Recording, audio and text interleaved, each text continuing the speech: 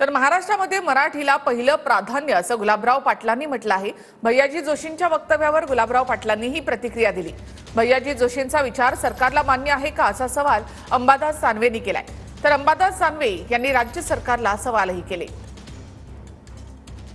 काही भागाची भाषा ही कुठली आहे याच्यापेक्षा हे महाराष्ट्र मराठी लोकांचं राज्य आहे। इथे मराठी भाषेला पहिलं प्राधान्य असणार आहे। त्यामुळे तर मोदी साहेबांनी अभिजात दर्जा मराठी भाषेला दिलेला आहे। मला तरी असं वाटतं की त्याची सगळी अंमल सगळ्या नेत्यांनी केली पाहिजे। चुकीचं वक्तव्य आहे वक्तव्य मला वाटतं त्यांनी एका स्पेसिफिक भागाकरता केलेलं असेल तर माझ्या माहितीप्रमाणे त्या भागापुरतं ते त्यांची भाषा त्यांनी बोलावी, पण बाहेर राज्यामध्ये मराठी भाषा ही एक नंबर पहिली भाषा आहे हे सगळ्यांना मान्य करावं।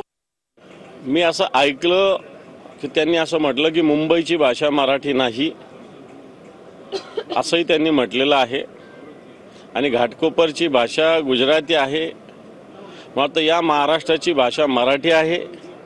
मग ते घाटकोपर असेल नाही तर कुर्ला असेल नाही तर महाराष्ट्रातला अन्य कोणताही भाग असेल, या महाराष्ट्राची भाषा मराठी आहे।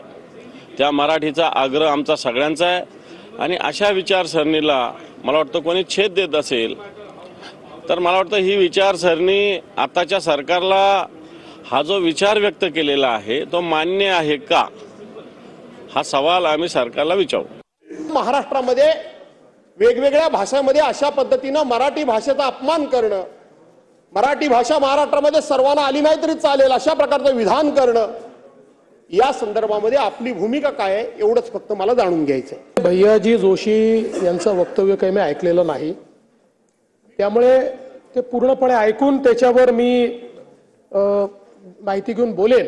पण आपली भूमिका काय आहे किंवा सरकारची भूमिका काय आहे? सरकारची भूमिका पक्की आहे। मुंबईची, महाराष्ट्राची, महाराष्ट्र शासनाची भाषा मराठीच आहे। महाराष्ट्रात राहणाऱ्या प्रत्येकाने मराठी शिकलं पाहिजे, प्रत्येकाला मराठी बोलता आलं पाहिजे।